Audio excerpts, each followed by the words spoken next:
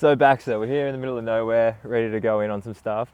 You recently posted, I wouldn't say controversial, but a thing to do with Cycling Australia and the selection criteria and exactly how riders do get selected and then different people on the panel. And it's been something that I feel like there's no real consistency with it for a while. I think there's definitely certain favourites and people lean towards certain things, but going from your experience saying that over the last 3 years you've had positions at national champs races that have been better than other riders that have been selected, and the emphasis I think they put on overseas racing for some parts, but then also for other parts they don't look at it at all.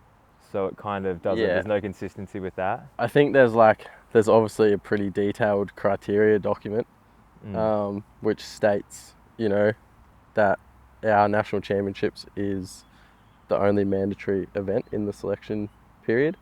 And typically speaking, World Cup results or World Cup races, most of them fall outside of the selection period. I think it's generally like World Championships from the year before and maybe like 2 deep into the World Cup season that are actually inside the period. And from my experience, the selectors tend to go off selector discretion more often than not, which that is in the document. It says results from yada yada yada yada yada. But essentially at the end of the day, selection is down to selector discretion. Well, that's the thing, you can, unless you're obviously stand out like someone like Troy that's always consistently on the podium in the top 10, in the top 5, it's like, well, obviously he's in. Yeah. And then outside of that, it's kind of up in the air. I think that does it does allow for, someone like Troy last year who got injured at our national championships. So he didn't get a result of that race. And I think he missed the first couple World Cups last year. I think so, yeah. So technically speaking, inside the selection period, he probably didn't actually do any events. But he still went, which is totally fair enough. Yeah. But yeah, I think for a lot of us other guys, it tends to just be like, okay, sweet, well, I think I've done enough. Like, judging by my perspective, last year, a 3rd place at national championships should have been enough. But apparently it wasn't. Where did you end up? Were you in the reserves? Did they say you first or second reserve, or did you get any information about? I got nothing. I don't think I was even on the reserve list. And so you got 3rd. Who was in front of you at the national championships? Connor and Jackson. Yeah. And Jackson got selected and Connor got selected, obviously. Yeah. Yeah. Connor got selected. So that last year, Jackson Frew and I had quite a lot of meetings with Oz Cycling internally to get the selection criteria changed, because last year was obviously the first year that we had national championships under the Oz Cycling banner instead of Mountain Biking Australia. Or so was it second year we've had it as Oz Cycling? Whichever one it is, they decided that they were going to make their own selection criteria last year, and it had our national championships as not a mandatory event, and the Oceania championships was mandatory, which meant Oceania champ got an automatic entry and Connor, who was our national champ, didn't. So after some meetings with Oz Cycling internally, we got the criteria just basically changed back to what it's always been for the last 10 years or whatever, which meant that Connor got a spot.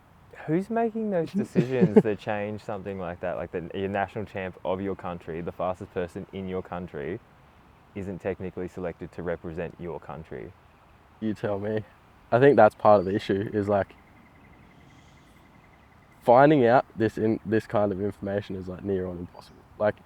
Do you know where to find the document that you need to fill out to show that you want to go to World Championships?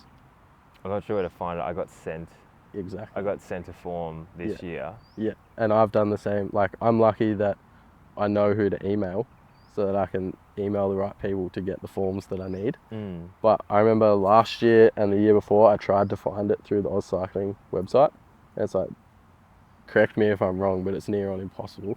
Yeah. And then Will Pope this year, he didn't really fill out the form in time or whatever. I didn't know that he had to fill out a form, which is, I can totally understand, because like it's so hard to find the information. Like nobody's like, all right, sweet, if you want to go to World Champs, this is the stuff you need to fill out. This is where you find it. This is when it's due by. Yeah, why isn't that getting talked about at the national champs, at the rounds but prior? Like why isn't it like at a rider meeting where you get like all under 19s come in for a rider's briefing, anyone wanting to get selected, here are the forms, here you need, when you need to fill them out, this is the criteria. Yeah. So you've got a bit more of an understanding before you get into it. Yeah, even if it was just like, 'cause at national championships, you take the guys on the podium, it's like, here's your prize money that they don't give you, but they should be, and in that is like the form that you need to fill out. Yeah.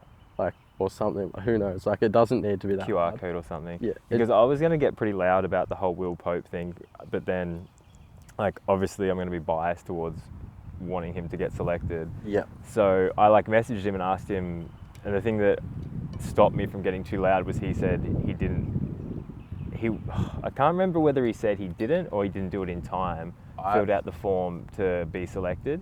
Yeah, I spoke to him yesterday or the day before, because I was going to post something for him as well, but I decided not to.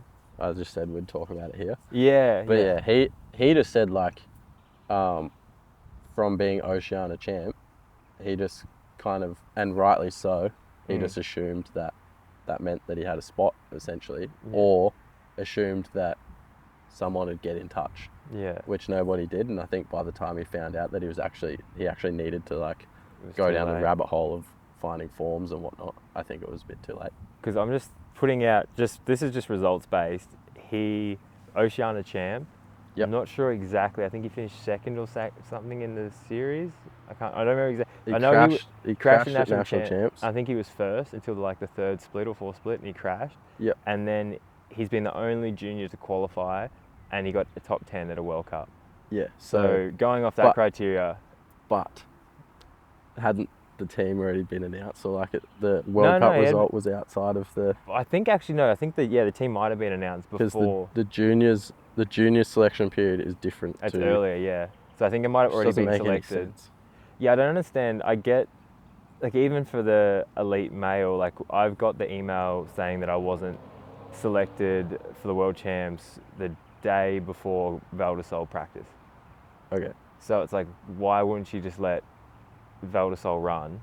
Yeah, it's 3 days. And then make a selection after that. And, like, fair enough, like, I haven't had a great year. I'm not here to bitch and complain that I'm not on the team. Yeah. But there's certain things, I'm like more saying this for other people that I believe should have been on the team. Well, that's it. It's like all the noise that I made noise. I feel like I made the same noise about the same stuff last year. And for me, last year it actually meant something because I really wanted to race at Leger World Champs. This year, I almost feel like any of the noise I make holds more weight because I have no interest in racing Fort Worth. Like I didn't even race national champs. I didn't apply for the team, but I'm frustrated for other people that I know are going through like the same stuff. Like Jackson Frew should definitely be on the team. Yeah. He got a podium at national champs. He hasn't raced any World Cups, but he has been on the podium at like Crankworks events. He's been on the podium at US national rounds. Like, but going off that same logic, like there is guys racing World Cups, but they're not getting the top 40 mandatory results anyway. So it's like you're not making what's required. So from Jackson not racing and then not getting top 40, shouldn't that be mean? It cancels out. Yeah, it should mean the same. Yeah, that's what I sort of thought. Yeah. And I think that was the same like last year when I wanted to go. There was guys that got selected over me because they had international results.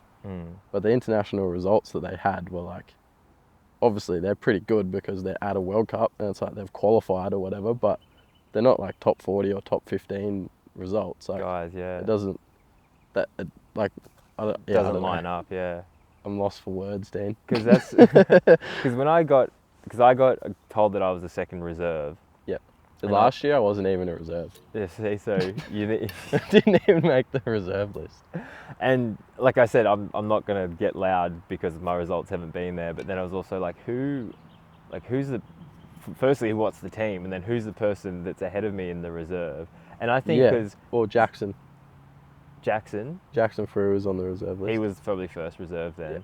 but then Sam Hill would have been in it, but he was out. So I was talking to Jackson, and like, I'm happy to be wrong here, but I think Jackson was second reserve and Arcus was first reserve. No, I was second reserve. No, let me finish. Last year. No, this Okay. year. And then Sam got injured. Yeah. So that put Arcus in, and Yeah. that put Jackson as first reserve, and then you got a spot as second reserve, True, that. as far as I'm aware. Yeah. But then I'm pretty sure Arcus is injured. He broke his wrist. Yeah, Broke his so hand. that means theoretically Jackson should get a spot now. Yeah. You'd hope. But you'd think that like they would be like Josh and them would have been talking and be like, hey, I've broken my wrist. I think they have been, haven't they? Surely. I don't know. That's the Who thing. It's knows? up in the air, but that's yeah. It's a weird one, isn't it? I But, just like, don't.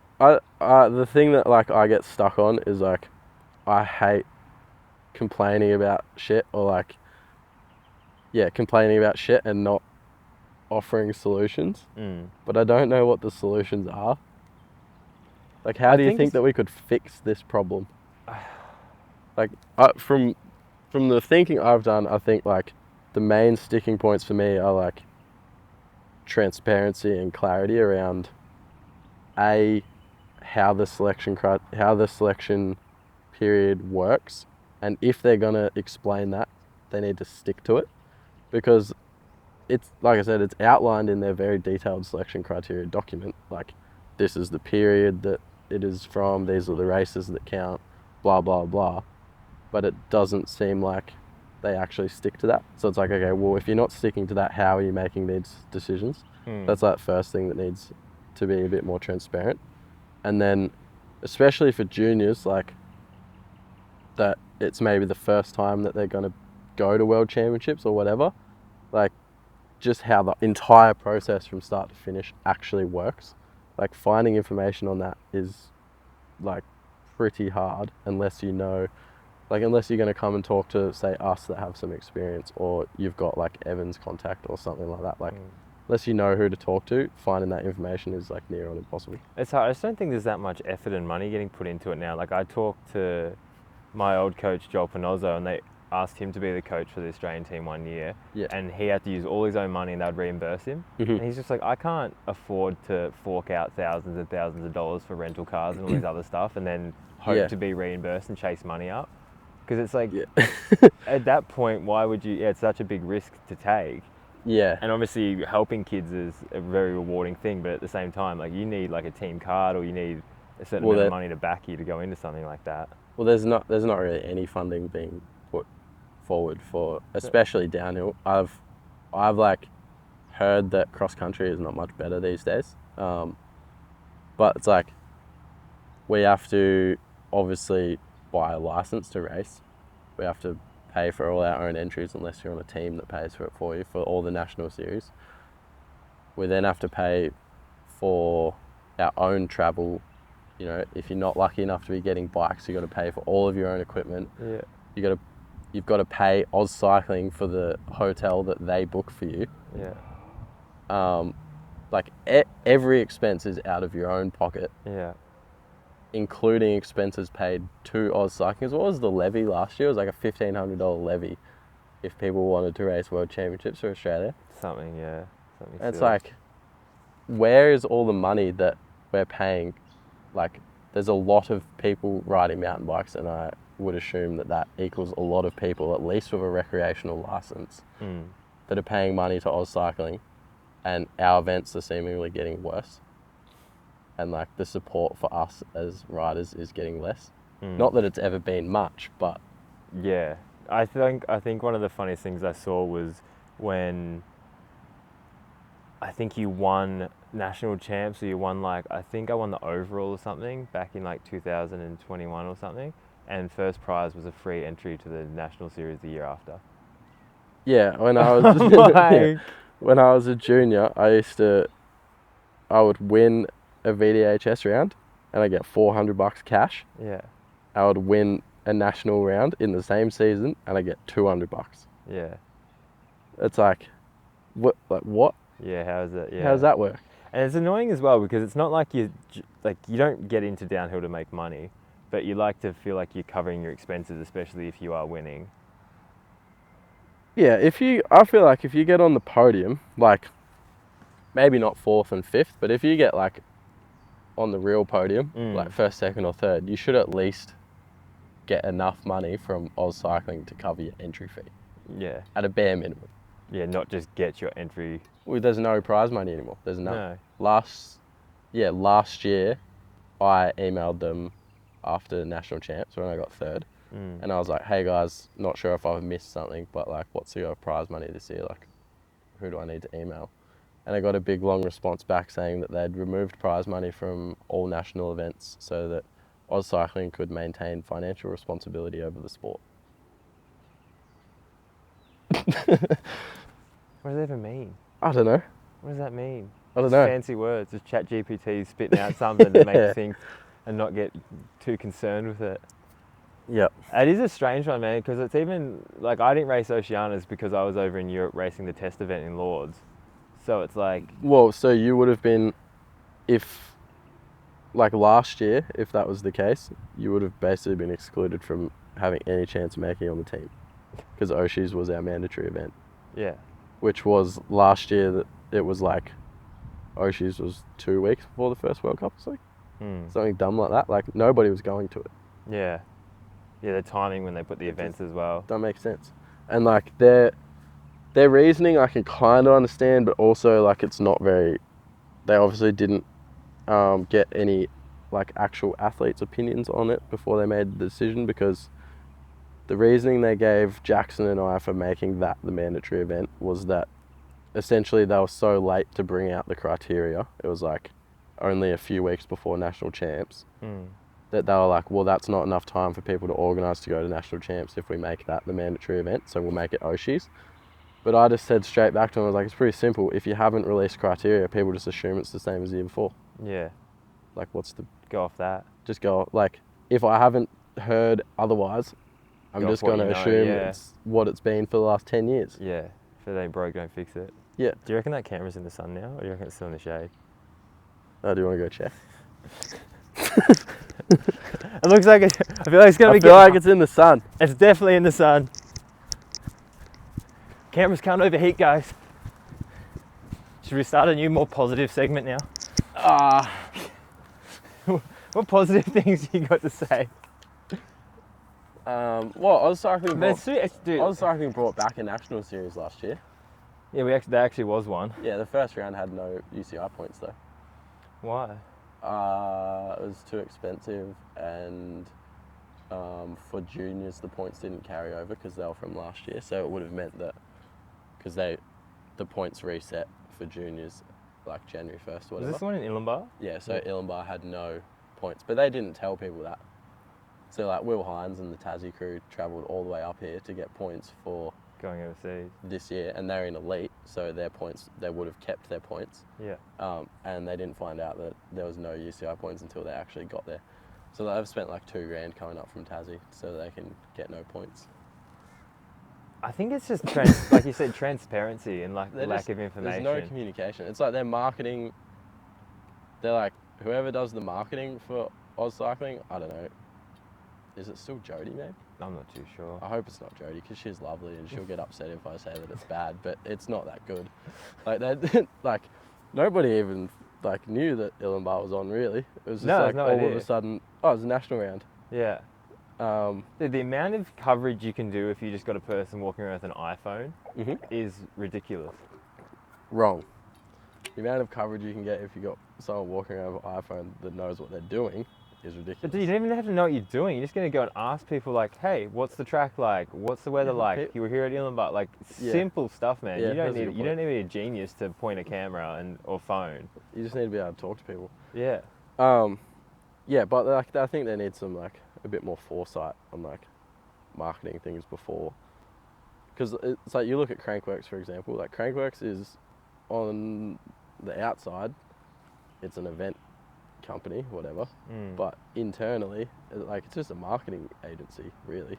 Yeah. There's like a marketing company that run an event, and that's why they're so big.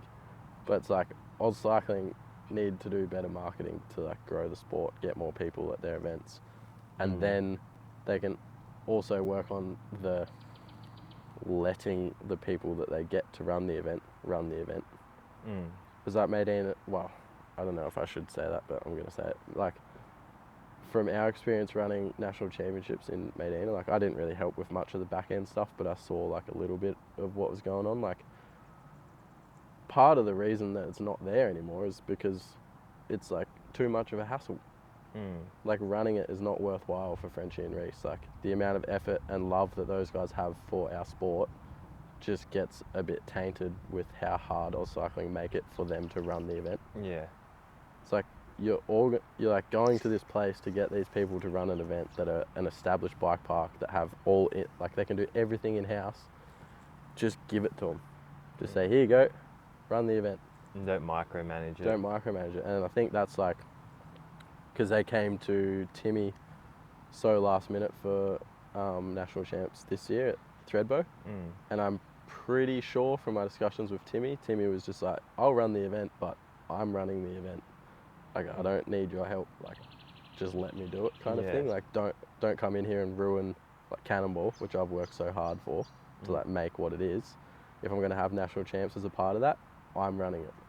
Yeah, see, that frustrated me when I saw that, because I know the effort and work that's gone in to Cannonball to become that event. Yeah, but I think because Timmy had so much control over it, it didn't really take away from Yeah, I Cannonball. know, exactly, but like, I can imagine if he wasn't so like firm on, hey, this is my event, you don't touch it. Would be a different story. Coming in, they'd be like, oh, we want to change this, or we want to do that, or we want to do this. Yeah. And you're like, you're piggybacking off something. And it just felt like it just takes away from having two massive events, like a national champs and then, like, it's like you kind of...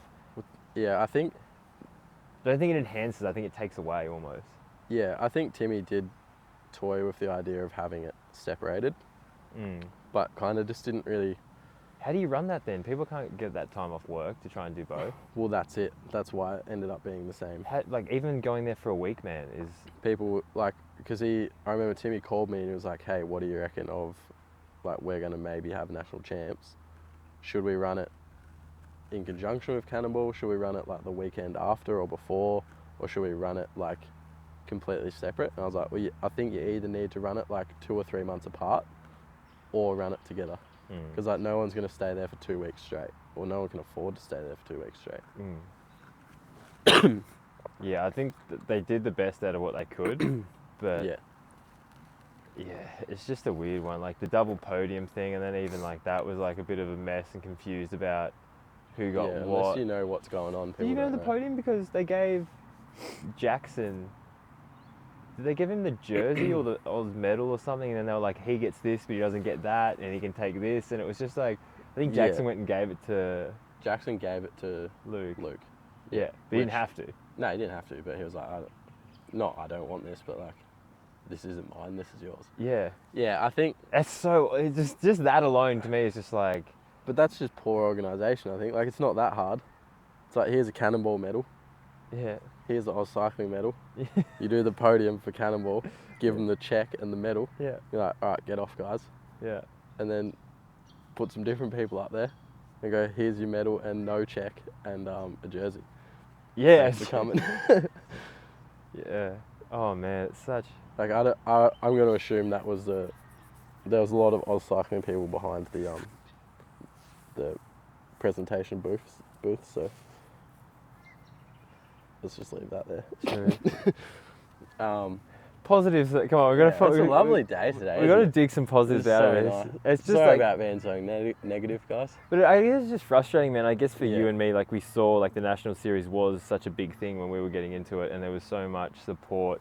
Dude, it was like behind junior races coming up and coming into it.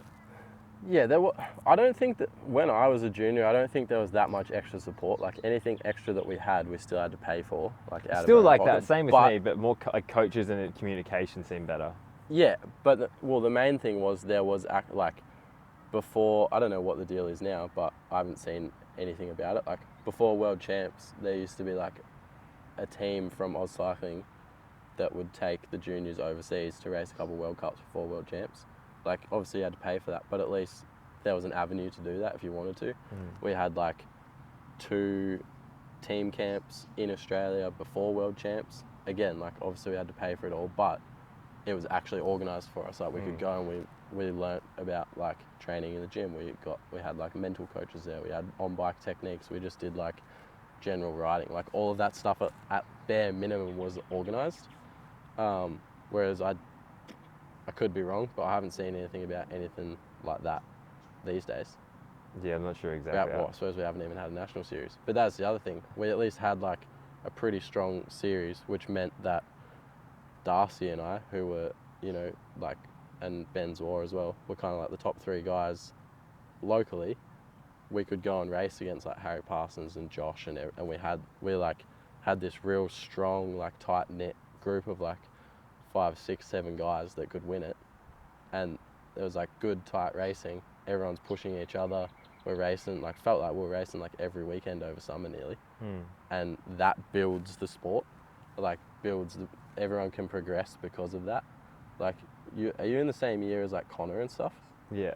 He's a year older, but no, he's a year older. Yeah, but so every second year you would have been racing against those guys, Yeah. and like that elevates your level, makes you want to go faster because you want to beat them. Whereas like without even having like a strong national series, kids don't even have that.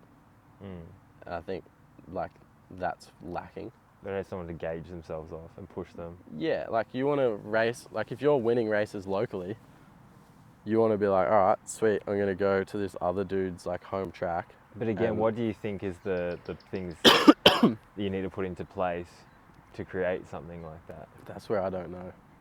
I don't know enough about running events. Because I think it'd be super interesting just to see how much money is getting put into Oz cycling and how much is distributed through to mountain biking. Because I remember a fair few years ago, I remember they got the big Subaru sponsor on board, and it was like, and they kept promoting, I got Subaru on board, they're pumping all this money, but like then nothing changes for the athletes or the events. Like nothing, like stuff doesn't get run better, stuff doesn't, like I find it hard to explain how you've got this new massive sponsor, but then nothing. Because they spent the $500,000 on advertising or broadcasting the road racing series. But is that just because there's more like viewership or attendance in that? Like that's the thing. It's like so they're doing that, but what's the reasoning behind? Like that's what I don't know. I think it's like I'm just trying to play devil's advocate here. Yeah. Is it maybe just like the wrong people are making decisions? Like when I spoke to Evan last year, like Evan has been a part of Oz cycling since I've been racing mountain bikes. He's been involved in the junior teams. He's been involved in like selecting. He's taken us to world champs. He's kind of been a part of everything. He's at every single national round, national champs, whatever. When I spoke to him last year, and sorry Evan if I throw you under the bus, but like it kind of felt like his decisions or his opinions like internally at Oz cycling are like holding less and less weight, and he's getting like slowly pushed out because all these new people have come in. And it's like he's the one with all the experience, like he's been doing this for years. Like shouldn't whoever like new is in management, I think it's Jesse, is head of high performance now, like shouldn't you be like taking Evan's knowledge, put your ego in the bin and be like, you're the one that knows the stuff about the stuff that I don't know about, come here and like let's make this good. And you just don't think that's happening? I don't think that's happening. I think it's just people being like, this is my priorities, I don't really know about that stuff, so therefore I'm not going to learn about it because I want this to be good.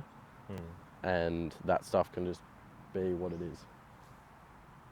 That's how it seems as an outsider. Well, it seems to me that you need to get someone that come into that role that has been in the sport for a certain amount of time. But I can tell you right now, like I don't want to have anything to do with that. And I doubt you would either. I've had enough dealings with Oz cycling to know that I don't want that. But that's kind of the thing though, if everyone's kind of got that same mentality of, I don't want to get involved in this, it kind of doesn't expand to the level I guess we're trying to say it should. But then it's like... But I think like, even like we've got a riders union technically, like there's a riders like board. Do you know who's on it? No idea. Yeah, me neither, but like that's already an issue. But it's like I'm pretty sure Sean was on it last year. I think Jackson was on it, and I tried to get on it, but when I was talking to him last year. But it's like people don't even know they exist, let alone who's on it. So it's like you can't really make any positive change there, and like we don't really get told about anything. And like last year I really was proactive about trying to get involved with Oz Cycling and work with them to like provoke positive change, and we just didn't really get anywhere. So it's like you try and you don't get anywhere, and then you're just like, well, yeah, you're kind of bashing your head against the wall. yeah, it's like, what's the point of this? I'm gonna go do something else. That I don't know. Like if people feel like they're heard and their opinions matter, then people are likely to get involved, I think. But that's not even happening. It's just not The going. the deathly silence was.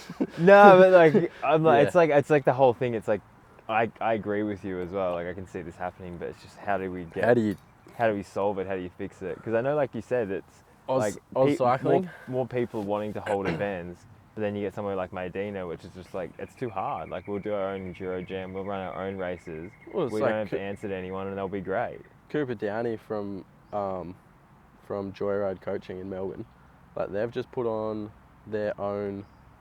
I think it's in conjunction with, like, it's licensed by Oz Cycling, but they're running like a juniors only downhill race circuit this year.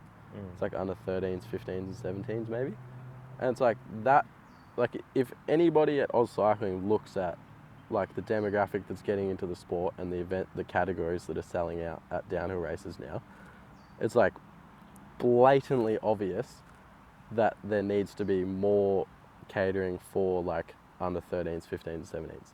Like you go to like a VDHS round and they sell out 300 entries, and it's like something stupid like 70 or 80 under 15s or under 17s, like crazy amounts of kids. So it's like, why has Cooper and his dad had to like go through all these hoops to set that up?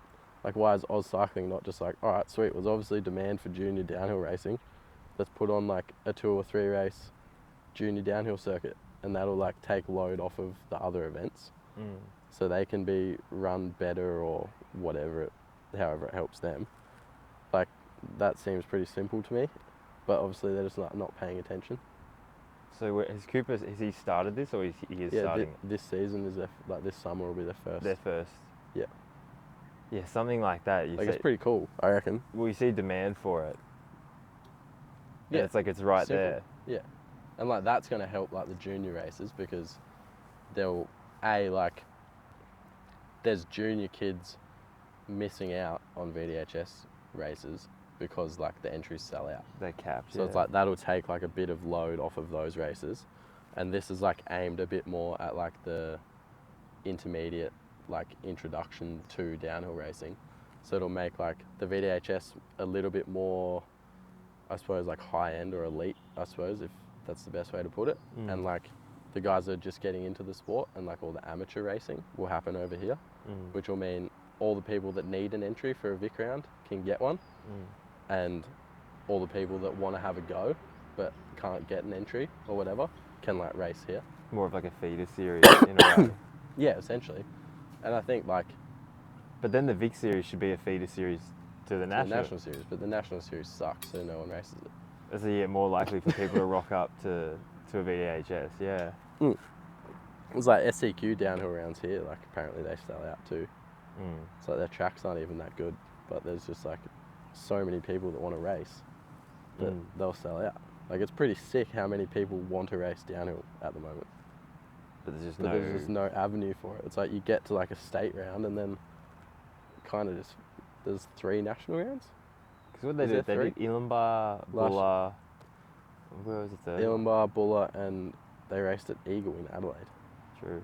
And then they had champs. Did you race 4 races? Did you race any of them? I raced Ilambah. Yeah. It was like the sickest track we've raced in a long time. Where'd you get at Ilambah? I blew up my shock on Saturday practice, so I didn't do any practice. I didn't ask you the shock. I just want to know where you got. 4th. And I was just going to say that that's still like 4th at the national round plus 3rd at champs. Well, that was after the fact last year though. Gazillion Bar was in like November. So it was after national champs. Oh, but even for like this year, I mean. Yeah, like I said earlier, I didn't apply this year. Yeah. I don't really want to race Fort William. I've raced there once before. Well, that's funny. Like, You're saying you're not getting too loud about it, and you're more getting loud about the people that are missing out on it. yeah, getting loud for the people that I like can feel their frustration. Like it doesn't mean, if anything changes, it doesn't mean shit for me at the moment. Like I haven't even applied. I crashed at national champs, didn't even race. Yeah. Like, doesn't mean anything for me. But for dudes like Jackson or Will Pope or like guys that are missing out, that I'm not saying anyone's on the team doesn't deserve a spot. What I'm saying is that there's people that aren't on the team that probably do. Yeah. Which is kind of always a hard one, but yeah, it's like if you've done better, you should be treated better. Yeah, or like the people that are missing out on spots are like not rightfully missing out. Yeah. I guess. I mean, we were going to say as well, because of going back to selection criteria, and then this was something we mentioned before, was like conflict of interest. And with the panel, you were saying that last year, obviously Kai Ahern got selected, which is fair enough. Yeah, he had good results. CO for sure. Yeah, he had good results, but part of the criteria panel, Tracy Hannah was on that, and then Kai rides for their team. Yeah. So it's a bit of, you've got... Yeah, it's like, I was going to make some noise last year because I didn't get selected, and I was ready to, but I was just like, I looked at the team, I was like, there's no one on that team that I don't want to see race Worlds, if that makes sense. Yeah. But, yeah, it's like, I'd beaten Kai at national champs every year for 3 years in a row, and then his essentially team manager is on the selection panel, and he got a spot over me, which was kind of a pretty hard pill to swallow, but at the same time, he'd like proven his speed at like Crankworks and stuff that like after national champs, and obviously he was riding like fucking fast. So I wasn't going to like kick up a stink and be like, oh dude, you probably don't deserve that spot, because he definitely deserved it. Yeah. But I think, the main problem is like the conflict of interest in the panel. But we don't know who's on the panel. I don't know. Well, another one as well that is a bit of a conflict is, actually can't remember his name. Who's the guy that runs SRAM Australia? Dylan. No, not Dylan. Next step up. Rob Eva. Oh, Rob Eva, yeah. So Rob Eva's on the panel. Yeah. But wouldn't you... Is he still on the panel? I don't know. I know he was on the panel a few years ago, but like obviously... Yeah, you're saying the story from Cairns. Not even the story from Cairns, like, because like you'd want SRAM athletes going. Yeah, 100%. Wouldn't you? Yeah. If it was a tight decision between a SRAM athlete and a Fox athlete or Shimano, you'd be like, oh, he can go. How do you get people who are like knowledgeable and a part of the industry to be on the selection panel without there being any conflict of interest though, I suppose? Yeah, that's the other hard thing. Yeah, I think it just needs to be like, maybe you can't be a team manager for a start, or you can't be a team manager of any riders in Australia. Maybe, you can't work for like a company, one of the biggest companies in the world. Because I understand that is a tricky thing when it's obviously you've been in the sport, you can understand it enough, but there's just certain things that just seem like I'd love to be a fly on the wall at one of those meetings just to kind of work out exactly what's said and how do we know like who's on the panel? I have no idea. I don't know. I just got Rob Eva, that was from a few years ago. Yeah. Because of the Cairns thing. Yeah, and like you wouldn't have known that unless he came up and told me I almost didn't get on the team. Yeah, exactly. Before I was going up for my race run. That's probably not after I got second that year. That's not that cool. It was weird, man. It was like, you know when you kind of like trying not to think of something, but then it's like in your head? If it was me, I would have been like, fucking watch this then, mate. Oh, I think there's kind of part of it. I don't know if that's what he was trying to do, but it was just odd. It was like... I had a message actually from Alex Swan. What is old Alex Swan up to? And it seems like this kind of strange selection has been going on for a while.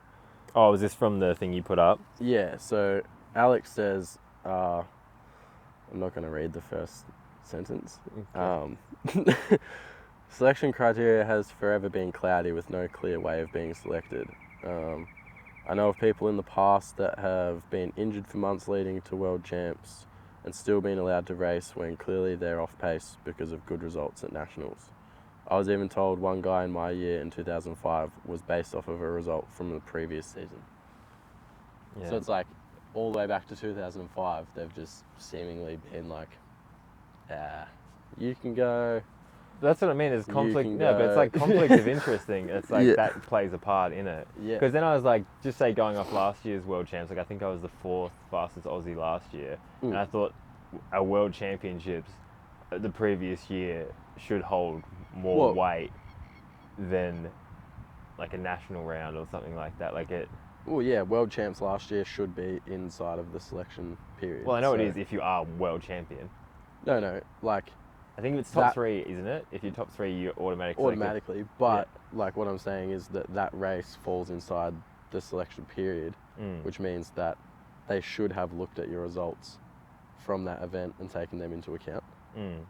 So if you were the 4th fastest Aussie at world champs last year, and like how did you got national champs? No, not that well. Oh, I don't know, like 9th or something. Well, that's probably a downfall then. Probably, yeah. Was that 9th? But was that 9th including all the guys that came over from like all the internationals? Probably. Yeah, it would have been. Yeah. I don't know what it would have got otherwise. So that means That's you're Redbow. I was 5th surprised I even went, to be honest. Yeah, but like. That's why I know what you mean. I know what you mean. Yeah. Like. That just like goes to show that like. It's just weird. It doesn't like they'll be like, oh yeah, international results matter. Yeah. And then in another case they'll be like, it doesn't really matter for you. One thing, because this is the second time I haven't been selected in my years of racing, and That's pretty good. The other time, How many years have you been racing? Since 2012. And you only haven't been selected twice. Yeah. And it's funny because... Not bad, Dean, not bad. Thank you. That's a positive note. At least I missed Fort William. Yeah. But the other one, I was really... This one frustrated me. This comes back to the whole selection thing. It was in 2014. So we're going to have to get off this topic soon. Oh, this is the be all and end all of this whole conversation. But it was a big negative spiral. That was 2014. And I remember I hadn't made selection, and it was like same as Valdesol this year. They did selection like a couple days before a World Cup, and I made the selection criteria at that World Cup, but it was too late. And I just remember being so frustrated. I'm like, why do they select it so early? And then the following year, I did way better, and a few other guys did better. Anyway, Sam Hill hadn't. Well, I think he'd made selection, but there'd already been 7 other guys in front of him. Yeah. Or he might have not even made selection. Anyway. They just pushed it back, and they kept pushing it back. Yeah, I remember that year, until Sam, like, and obviously Sam deserves to go, but like, didn't they just keep pushing it back basically until Sam made selection? And then he didn't make it. Oh. He didn't make it, and then everyone kicked up a fuss. Like everyone's like, how can't you take Sam Hill? But it was like, he didn't make the criteria in 7. So it's like you can't just put him in front of someone that has at a world, because they ran it so long as well. They had so many World Cup results. Well, that's the other thing. It's like but that's what I mean. So like as soon as you've got someone that you want to get in, they were just like, we'll change this for that. Yeah, and because they would cop the backlash that came with it. If World Cup results mean that much, like, you should extend the criteria, or extend the period so that there's more it seems pretty simple. But I also this will like kind of shift directions now, and we'll get. I guess it's not so much a positive shift, but it's just a shift nonetheless.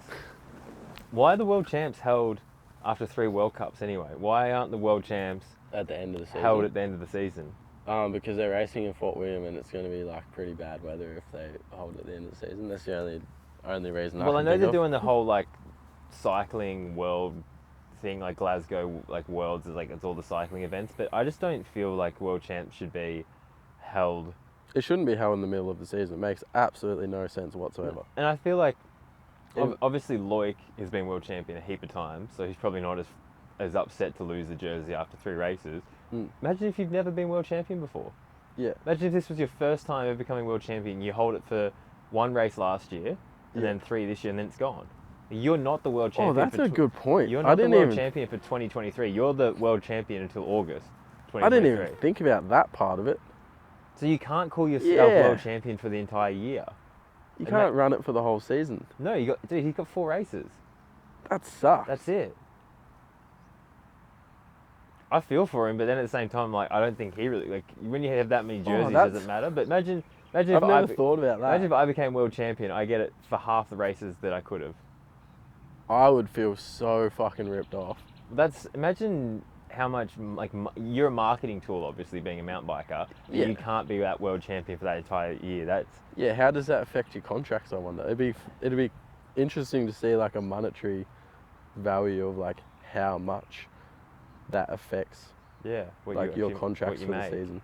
Because if you're like, yeah, if you're running around in a world champs jersey, you're obviously worth more than somebody who's not. So then if your world champs jersey potentially gets revoked essentially halfway through the season, do you then have to essentially sign 2 contracts, or does your contract, like, how does that work? Who Yeah. knows? Don't know, but Do you know Loke enough to ask him?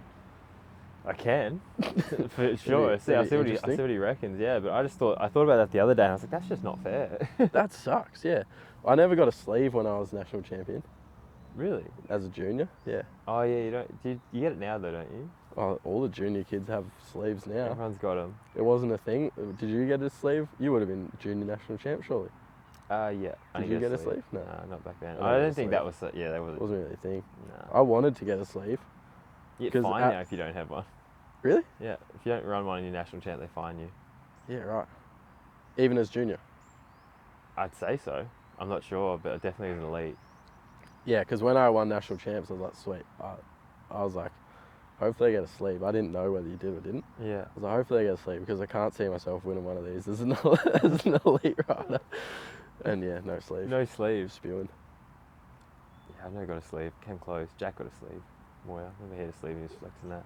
Yeah, It's just a bit of a flex, isn't it? I was national champ the same year Jack was at. And It was up here in Queensland, yeah. Where's that? Mount Joyce. Joyce, yeah. Everyone hates on the track. I reckon it was sick. I don't mind it. Yeah. Have you ridden out there recently? I want to go up there for a little. No, Dean, I haven't. No, but like you weren't broken and you were hanging out up here. Nah. I didn't really leave Boom as much, to be honest. True. I was riding jumps. Yeah, fair. Yeah. Should we pivot to Boomerang Park? And what Yeah, what that you place do? is sick. What are you doing there at the moment? You're just the Right now I'm driving shuttles. shuttle man. Yeah, I think they just got a digger dropped off today. Mm. So I'll be back in the digger tomorrow, I guess. And yeah, I'm just going to go build some jumps.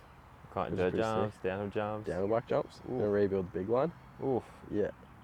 And build a blue jump line. And we're going to rebuild those jumps that Remy built for his video project a few years ago. Yeah. Because they've just gone to despair kind of thing. Yeah. They're just overgrown and whatever. So I'm going to clean those up if we get time.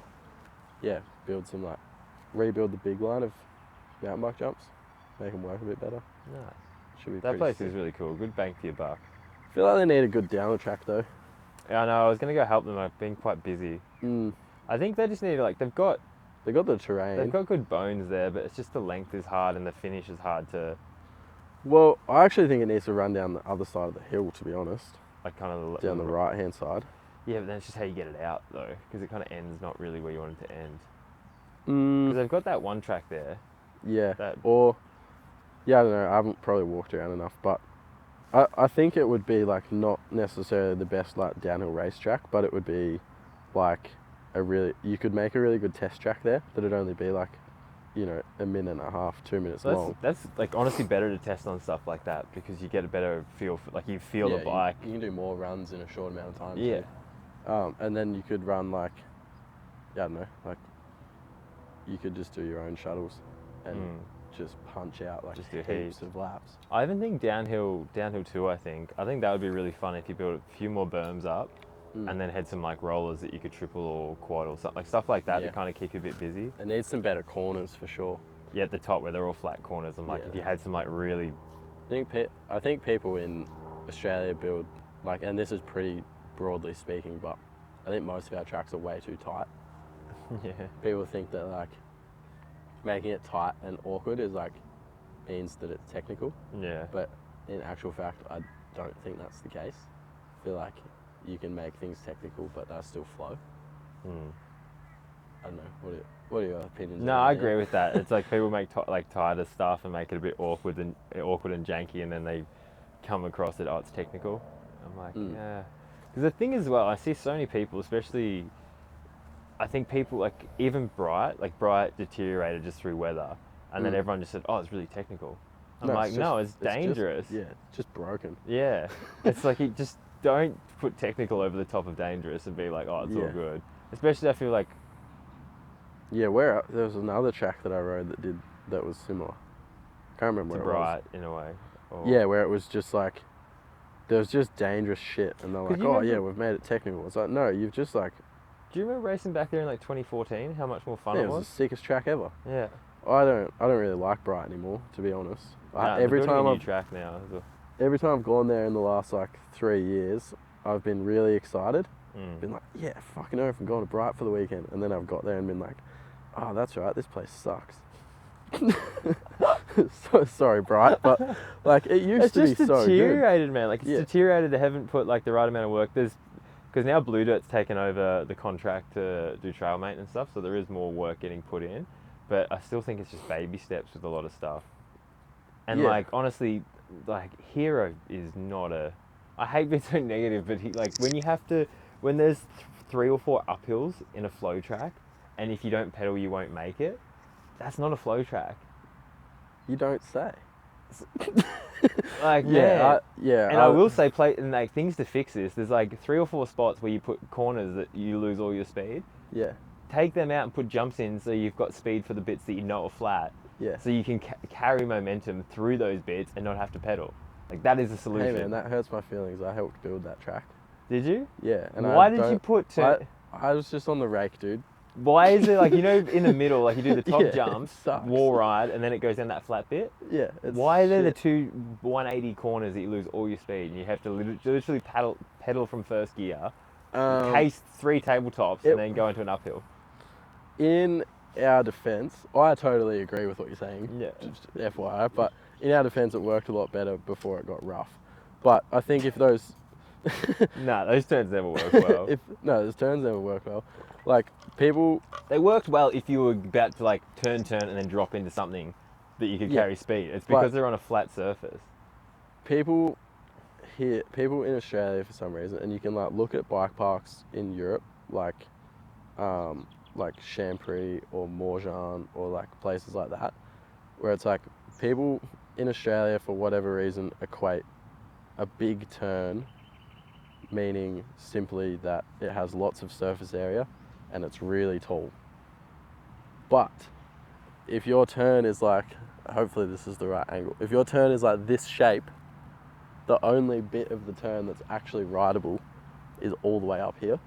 You actually don't have like you've built this like huge structure on a 90-degree angle, and there's like a ride line about this big that actually gives you any support. 20 mils big. Whereas if you build a rut, for example, you've got like the same amount of support as like some of the 6-foot high berms that are on Hero Track. Yeah. It's like build turns like smaller and steeper, and then they'll like... It's less work and more return. They're easier to maintain, they're quicker and easier to build. They're like more sustainable in my opinion because you're not breaking traction ever. Like your wheels are always staying perpendicular to the ride surface, which means you don't like, people aren't doing like cutties and like forming holes, and your turn can be like this big, and if it's like just essentially a wall, you're gonna have like all the support in the world. So if those, long story short, if those turns were steeper, that section would work, but they're not, so it doesn't work. And now it's rough as well, so it works even less. Yeah. There's some bits that like I hate complaining. I think there's not many good flow trails in Australia, I don't think. No, man. There's honestly there's very few spots in Australia besides, I'd say, Medina, Derby, are probably like the 2 places in Australia where I get excited to ride my bike. Medina, I get excited to ride my bike because of the natural stuff. And there are some fun jumps there, and there's some turns that are good, but I think a lot of the time when we were building there, we were still learning as well.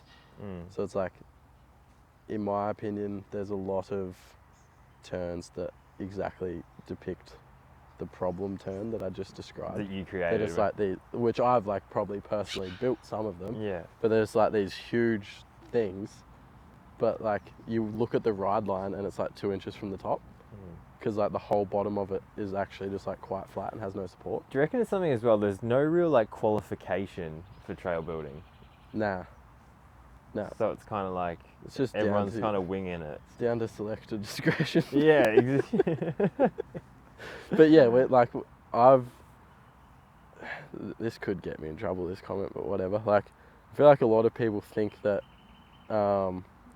if you've worked for a company, that means you've been trained by the company, and like when you start with them or whatever, like they're going to offer you training, you're going to learn. But as far as I'm aware, Contour Works and World Trail are the only 2 companies that I've worked for that actually did any training. Everywhere else that I've worked for the last, like, how old am I now? 24. For the last 8 years nearly. There's been like learn on the job, teach yourself kind of thing. But there's so many trail builders that are just like essentially self-taught, which is a bit of an issue. And it takes a long, long time. Like we've got the benefit of, like, I was building jumps when I was 10. Yeah, exactly. I mean, so it's like I've got 18 years of trail building. Yeah. And I sucked at the start. Yeah, I still am not that good with certain things. But also it's like once you become faster on a bike, you understand speed better. You understand trajectory, and you understand lips, you understand down ramps, you understand what works. I think that's the biggest issue is like, hang on. I think that's one of the bigger issues is like speed management. Is like, and again, I've built some stuff. I'll like be the first to admit that I've built some stuff that absolutely sucks in this regard. But like, I've learnt from it, I guess. People don't have that great speed management skills a lot of the time. So it's like you build something that's either too fast, which is a lot of the case, I feel like. You're going way too fast for stuff. It's like Hero Trail, for example. There's sections of that you're going way too fast. But then there's other sections where you're going way too slow. So it's like, where's like... Yeah, you like overjump flatland, flatland. So like doesn't, I don't know. Like case overjump. We're not even positive. Let's finish on positive now, because I'm getting cooked and we've just ranted about how everything sucks and we're just going to go whinge and complain. We need a positive. Do a cartwheel. I said we want a positive, not a bigger negative. What have you been up to since you got back to Gold Coast? Bit of surfing, bit of riding my e-bike at Nerang, because I can't wait until I can go surfing again. It's been good. I've been getting a lot better. You know when you go out and you can actually, like, I thought back the other day when I first got into it how bad I was, and now I go out now, I'm like, if I surf like 5 waves, I can still see, like, I don't consider it like a bad time, but I'm not like, I'm just like, oh, I only got 5 waves. Where I remember when I first got 1, and you're like, you go out oh my god! You go out for a whole session, you get 1 like okay wave. Oh and you're man, like, I'm the man. Yeah, I remember I still remember the first like proper wave I got. And you're in, like, you're not even pumping, but you're just in it, and you're just like, ah! Yeah. Surfing's like such a crazy experience to be so bad at something again. Like I feel like you're probably the same. Like you kind of pick up like anything with 2 wheels and you figure it out pretty quick. Whereas surfing, I surfed for like months and I still was absolutely rubbish, and I still am rubbish. It's like, it's so humbling. Because you don't actually surf for that long. You just paddle around and try to surf. But you like you surf for a total of a minute. Yeah, and then I remember the first wave I got down in Tassie where like, lucky I had like Annie and Booker were teaching me, and they're both very good teachers. And I was just like paddling into like small waves and just like literally just riding straight at the beach. And then Booker was like, if you paddle in like on a 45-degree angle, you'll like ride the wave the way that it's going. I was like, holy shit. And I did that, and I was like trimming across my first wave. I was like, holy shit. How funny is those little things that you don't realise, and then as soon as you idea. know them, you can't unknow them, but you progress so quickly. I just assumed like, people that actually surf are probably going to listen to this just like, oh my god. I just assumed that like, in order for me to be able to do that, I had to learn how to turn first. So I was like going to catch the wave going straight and then like do a bottom turn and then like... You can still do that though. Yeah, you can if you're good, but like you don't have... I just skipped that whole step. You do the bus driver and just go straight. Yeah, it was sick.